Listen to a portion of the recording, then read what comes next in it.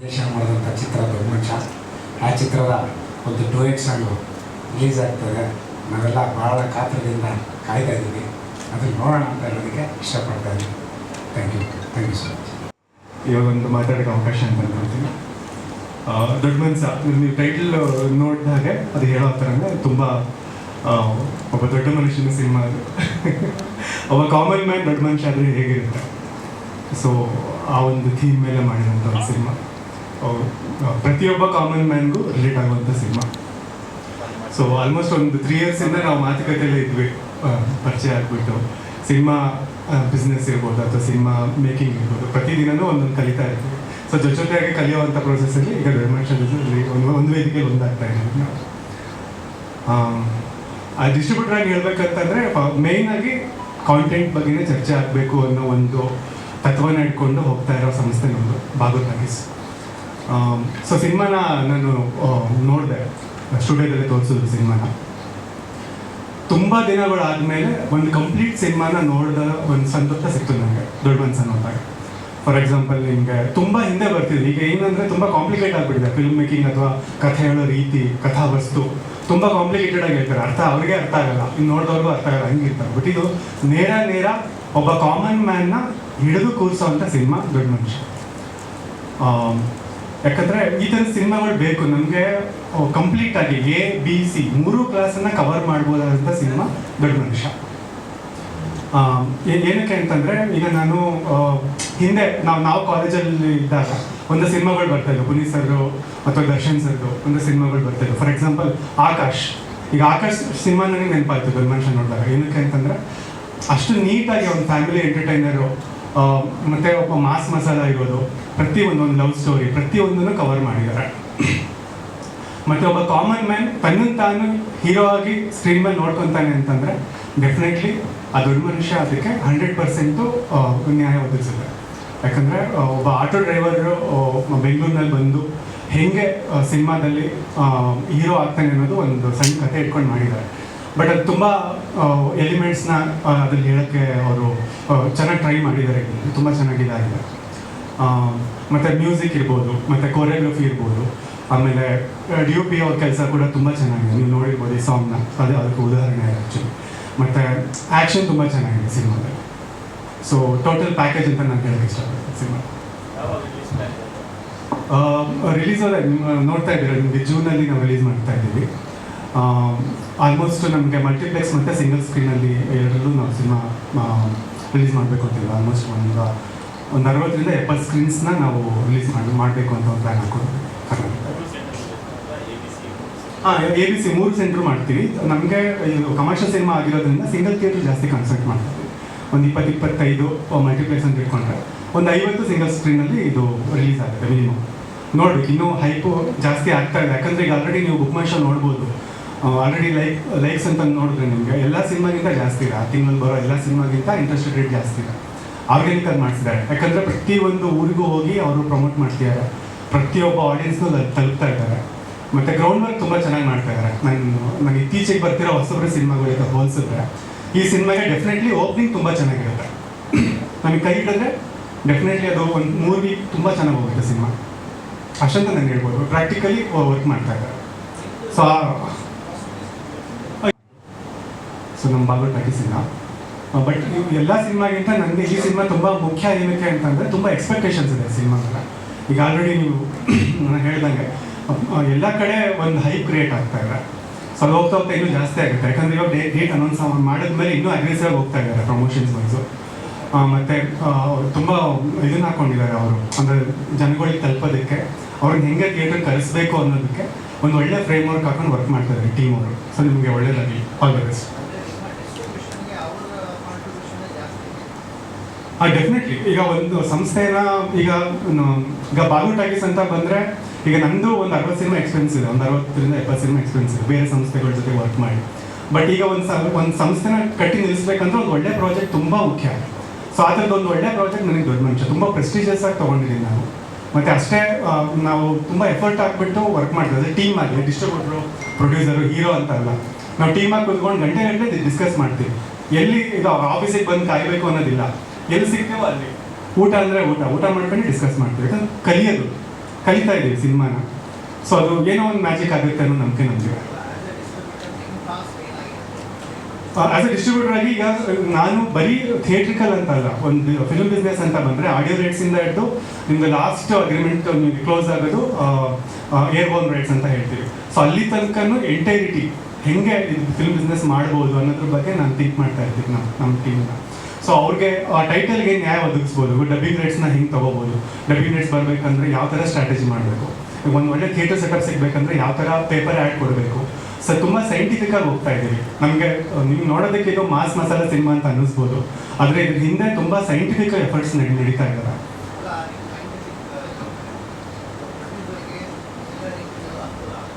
ಹಾಂ, ಡೆಫಿನೆಟ್ಲಿ ಆಗುತ್ತೆ. ಹೌದು ಹೌದು ಹಾಂ ಹೌದು.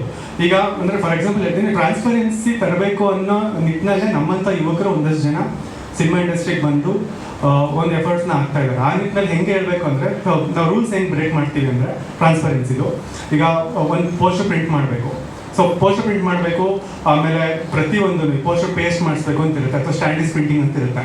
ಈಗ ಏನೋ ಒಂದು ಪ್ಯಾಕೇಜ್ ಕೊಟ್ಬಿಡಿ, ನಾನು ಮಾಡಿಸ್ಬಿಡ್ತೀನಿ ಅಂತ ಹೇಳಿ ಅವ್ರಿಗೆ ಕಣ್ಣಿಗೆ ಏನೋ ಒಂದು ಮಾಡೋದು ಬೇರೆ. ಬಟ್ ಇಲ್ಲಿ ಹೆಂಗಾಗುತ್ತೆ, ಪ್ರತಿಯೊಬ್ಬರು ನಾವು ಟೀಮಾಗಿ ಕೂತ್ಕೊಂಡು ಪ್ಯಾನಲಲ್ಲಿ ಡಿಸ್ಕಸ್ ಮಾಡಿ, ಈಗಲೂ ನೋಡ್ಬೋದು ನಿಮಗೆ ಆಟೋ ಪಬ್ಲಿಸಿಟಿ ಅವ್ರು ಬಂದಿದ್ದಾರೆ.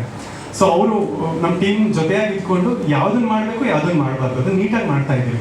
ಈಗ ಮಲ್ಟಿಪ್ಲೆಕ್ಸಿಗೆ ನಾವು ಒಳ್ಳೊಳ್ಳೆ ಶೋಸ್ ತೊಗೋಬೇಕಂದ್ರೆ ಒಂದು ಸ್ಟ್ರಾಟಜಿ ಇರುತ್ತೆ. ಸೊ ಒಂದು ಅಮೆಝಾನ್ಗೆ ನಾವು ಟೈಟಲ್ನ ಪ್ರೆಸೆಂಟ್ ಮಾಡಬೇಕಂದ್ರೆ ಅದಕ್ಕೊಂದು ಪ್ರೋಟೋಕಾಲ್ ಅಂತಿದೆ, ಈಗ ಅಪ್ಡೇಟ್ ಆಗಿದೆ. ಲಾಸ್ಟ್ ವೀಕ್ ತಾನೇ ಬಂತು ನಮಗೆ. ಆಗಿರೋದಕ್ಕೆ ಎಸ್ ಸರ್.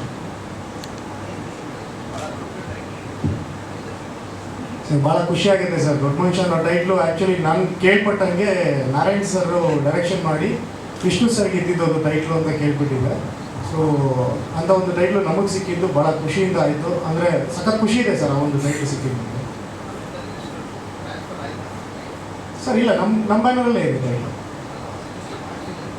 ಅದು ಎಕ್ಸ್ಪೈರ್ ಆದಮೇಲೆ ನಾವು ರಿಜಿಸ್ಟರ್ ಮಾಡ್ತೀವಿ ಸರ್. ಹಾಂ, ಗೊತ್ತಾಗಿದೆ. ನಾರಾಯಣ್ ಸರ್ ಇನ್ಫ್ಯಾಕ್ಟ್ ಒಂದು ನಮ್ಮ ಸ್ಟುಡಿಯೋದಲ್ಲಿ ಬಂದಾಗ ಮೀಟ್ ಮಾಡಿದಾಗ ಟೈಟ್ಲು ನೋಡ್ಬಿಟ್ಟು ನಮಗೆ ಅಪ್ರಿಷಿಯೇಟ್ ಮಾಡಿದ್ದು ಉಂಟು. ಅವ್ರು ತಿಳಿಸಿದಾಗಲೇ ನಮಗೂ ಅದು ಗೊತ್ತಾಗಿದೆ ಸರ್. ಸರ್ ಸಬ್ಜೆಕ್ಟು ಒಂದು ಆಲ್ಮೋಸ್ಟು ಪ್ರಶಾಂತ್ ಸರ್ ಹೇಳಿದ್ದಾರೆ. ಒಂದು ಕನಸುಗಳನ್ನ ಕಟ್ಕೊಂಡು ಬೆಂಗಳೂರಿಗೆ ಬಂದಂಥ ಒಬ್ಬ ಹುಡುಗ ಅವನ ಕನಸನ್ನು ನನಸು ಮಾಡ್ಕೊಳಕ್ಕಾಗದೆ ಮತ್ತೆ ಆಟೋ ಓಡಿಸ್ಕೊಂಡು ಅವನ ಕನಸನ್ನು ಇನ್ಯಾರೋ ನನಸು ಮಾಡ್ತಾರೆ ಅನ್ನೋ ಒಂದು ಭಾವನೆ, ಒಂದು ಕನಸನ್ನು ಬೇರೆಯವ್ರು ಕಟ್ಕೊಂಡಿದ್ದಾಗ ಅವ್ರಿಗೆ ಸಹಾಯ ಮಾಡ್ತಾ ಇರ್ತಾನೆ. So end of the day ಇವನಿಗೆ ಆಪರ್ಚುನಿಟಿ ಸಿಕ್ಕಿದಾಗ ಒಟ್ಟಾಗಿ ಎಲ್ಲ ಸೇರಿ ಎಲ್ಲರೂ ಕನಸನ್ನು ನನಸು ಮಾಡ್ಕೊಳ್ಳೋದೇ ಒಂದು ಒನ್ಲೈನ್ ಸ್ಟೋರಿ ಆಗುತ್ತೆ ಸರ್. ಸರ್ ಹಾಂ, ಖಂಡಿತವಾಗ್ಲೂ ಸರ್. ಈಗ ಕಾಕಿ ಶರ್ಟ್ ದೊಡ್ಡವ್ರು ಯಾರು ಸೋತಿಲ್ಲ ಅನ್ನೋದೊಂದು ಹಿಸ್ಟ್ರಿ ಇದೆ. ಆಟೋ ಡ್ರೈವರ್ ಕೈ ಹಿಡಿತು ಅಂತಂದರೆ ಅದರ ಒಂದು ಚರಿತ್ರೆನೇ ಬರ್ಬಿಡ್ಬೋದು ಆ ಸಿನಿಮಾ. ಸೊ ಅದೇ ಒಂದು ಹೋಪ್ಸಲ್ಲಿ ಇದ್ದೀವಿ. ಅವ್ರಿಗೆ ನಾವು ಮೋಸ ಮಾಡ್ತಾ ಇಲ್ಲ, ಯಾಕೆಂದರೆ ಒಂದು ಒಳ್ಳೆ ಸಿನಿಮಾ ಮಾಡಿದ್ದೀವಿ.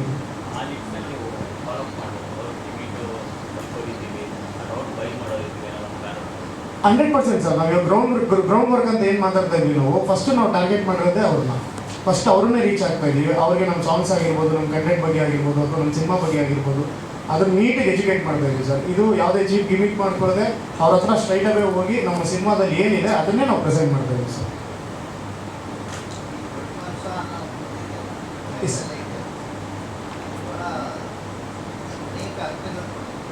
ಹಾಂ ಸರ್. ಬ್ರೀಫ್ ಆಗಿ ಅಂದರೆ ಸರ್ ದುಡ್ಡು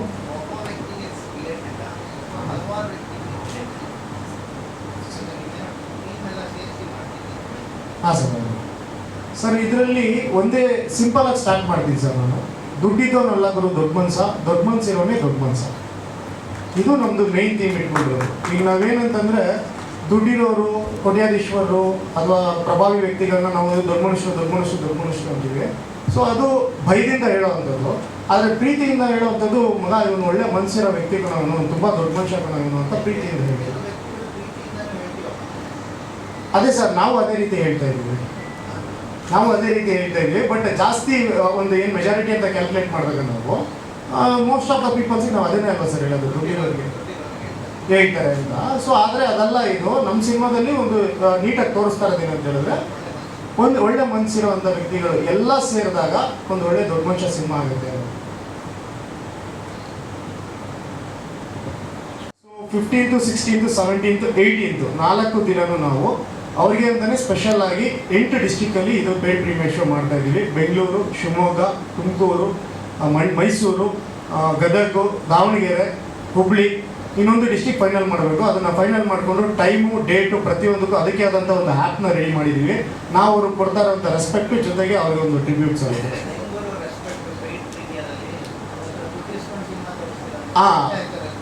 ಅದರಲ್ಲಿ ಲಾಸ್ಟಲ್ಲಿ ಇದೆ ಸರ್ ಒಂದು ಪಾಯಿಂಟು, ಏನಂತ ಹೇಳಿದ್ರೆ ಅದರಲ್ಲಿ ಲಕ್ಕಿ ಡಿಪ್ ಮಾಡ್ತೀವಿ. ಒಬ್ಬರು ಯಾರಿಗಾದ್ರೂ ನಾವು ನಮ್ಮ ಸಂಸ್ಥೆಯಿಂದ ಒಂದು ಆಟೋ ಕೊಡ್ತಾ ಇದ್ದೀವಿ ಸರ್.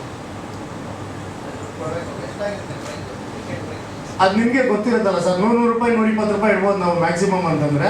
ಅದು ಇಟ್ಟರೆ ನಾವು ಥಿಯೇಟ್ರವ್ರಿಗೂ ಕೊಡಬೇಕಾಗುತ್ತೆ. ಅದರಲ್ಲಿ ಎಲ್ಲ ಪೂರ್ತಿ ನಮ್ಮ ಕೈಗಂತೂ ಬರೋದಿಲ್ಲ. ಅದು ಏನಂತ ಹೇಳಿದ್ರೆ ಫ್ರೀಯಾಗಿ ತೋರಿಸ್ತಾ ಇದ್ದೀವಿ ಬನ್ನಿ ಅಂತಂದರೆ ಅಸಡ್ಡೆ ಮಾಡಿಬಿಡ್ತಾರೆ ಸರ್ ನಮ್ಮ ಜನ. ಫ್ರೀ ಅಂತಂದ್ರೆ ಅಸಡ್ಡೆ ಮಾಡಿಬಿಡ್ತಾರೆ.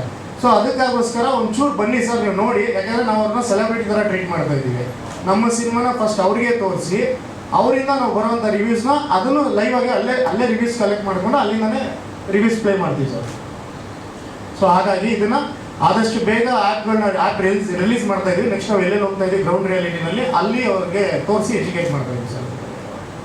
ಇಷ್ಟಪಟ್ಟು ತುಂಬ ಒಂದು ಹೋಪ್ಸ್ ಇಟ್ಕೊಂಡು ಮಾಡಿರುವಂಥ ಸಿನಿಮಾ. ಸ್ಪೆಷಲ್ ಅನ್ನೋದಕ್ಕಿಂತಲೂ ಎಲ್ರಿಗೂ ಇಷ್ಟ ಆಗುವಂಥದ್ದು, ಮತ್ತು ಎಲ್ಲರೂ ಆ ಜಾಗದಲ್ಲಿ ನಿಂತು ಅವ್ರನ್ನ ನೋಡ್ಕೊಬೋದು. ಬಿಕಾಸ್ ಎಲ್ರಿಗೂ ಲೈಫಲ್ಲಿ ಆ ಥರದ ಒಂದು ಸಿಚುವೇಶನ್ ಬಂದಿರುತ್ತೆ. ಅಂದರೆ ನಾವೇನೋ ಒಂದು ಮಾಡಬೇಕು, ಆ ಕನಸು ಕಂಡಿದ್ದೀವಿ ಅಂತ ಹೇಳಿದಾಗ ಅದಕ್ಕೆ ಸಾಕಷ್ಟು ಪ್ರಾಬ್ಲಮ್ಸ್ ಆಗಿರುತ್ತೆ. ಸೊ ಅದನ್ನು ದಾಟಿ ನಾವು ಅದನ್ನು ಹೇಗೆ ಅಚೀವ್ ಮಾಡ್ತೀವಿ ಅನ್ನೋದನ್ನು ತುಂಬ ಚೆನ್ನಾಗಿ ತೋರಿಸಿರುವಂಥ ಸಿನಿಮಾ.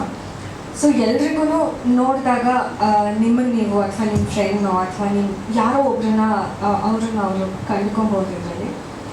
ಸೊ ಎಲ್ಲರೂ ಥಿಯೇಟರಿಗೆ ಬಂದು ಸಿನಿಮಾ ನೋಡಿ ಸಪೋರ್ಟ್ ಮಾಡಿ. Thank you. ಹಾಂ ಸರ್. ಸರ್ ಇದರಲ್ಲಿ ನಂದು ಸ್ನೇಹ ಅಂತ ಕ್ಯಾರೆಕ್ಟರು. ಆ ಹುಡುಗಿನ ಒಂದು ಮಿಡಲ್ ಕ್ಲಾಸ್ ಹುಡುಗಿ ಪಾತ್ರ. ಸೊ ಒಬ್ಬ ಆಟೋ ಡ್ರೈವರ್ನ ಇಷ್ಟಪಟ್ಟಾಗ ಒಂದು ಪ್ಯೂರ್ ಲವ್ ಸ್ಟೋರಿ ಥರ ಸರ್, ಒಂದು ಇನ್ನೋಸೆಂಟ್ ಲವ್ ಸ್ಟೋರಿ. ಇವಾಗ ಮಿಡಲ್ ಕ್ಲಾಸ್ ಲವ್ ಸ್ಟೋರೀಸ್ ಏನಿರುತ್ತೆ, ಇವಾಗ ಒಂದು ಹುಡುಗಿನ ಇಷ್ಟಪಟ್ಟಾಗ ಅವಳಿಗೋಸ್ಕರ ಅವ್ನು ಏನು ಮಾಡೋಕ್ಕೂ ರೆಡಿ ಇರ್ತಾನೆ, ಅವಳ ಕನಸುಗಳನ್ನ ಈಡೇರಿಸೋಕ್ಕೆ. ಸೊ ಆ ಥರದ್ದು ಒಂದು ಲವ್ ಸ್ಟೋರಿ ಸರ್. ಹಾಂ ಸರ್, 2 days ಮಾಡಿದೆ ಸರ್. ಅದು ಬೀಚ್ ಅಲ್ಲ ಸರ್, ಅದು ಸಾಲ್ಟ್, ವೈಟ್ ಸಾಲ್ಟ್. ಅದು ಗುಜರಾತ್ ಸರ್. ಕಚ್ಗುಜ್ ಅಂತ ಒಂದು ಪ್ಲೇಸ್ ಇದೆ ಸರ್. ಅಲ್ಲಿ ಬೆಳಿಗ್ಗೆ ಹೊತ್ತು ನಿಮಗೆ ಸಾಲ್ಟ್ ಸರ್, ಅದು ಸಂಜೆ ಆಗ್ತಾ ಆಗ್ತಾ ಆಗ್ತಾ ಅದು ಕರಗಿ ಸ್ವಲ್ಪ ನೀರು ಒಂದು ಇಷ್ಟು ಮಾತ್ರ ನೀರು ಬರುತ್ತೆ ಸರ್. ಅದು ಬೀಚ್ ಥರ ನಮಗೆ ಫೀಲ್ ಕೊಡುತ್ತೆ ಸರ್. Thank you. ಇನ್ನು ಬೇರೆ ಕಡೆ ಬ್ಯಾಂಗ್ಳೂರ್, ಜಾಸ್ತಿ ಬ್ಯಾಂಗ್ಳೂರ್ ಸರ್ ಶೂಟ್ ಮಾಡಿ. ಹಾಂ ಸರ್, ಖಂಡಿತ ಸರ್. ಆ್ಯಕ್ಷನ್ಸ್ ಇದೆ ಸರ್. 40 days ಆಗುತ್ತೆ ಸರ್. 40 days ಮಾಡ್ತಿದ್ದೀವಿ ಸರ್. ಸರ್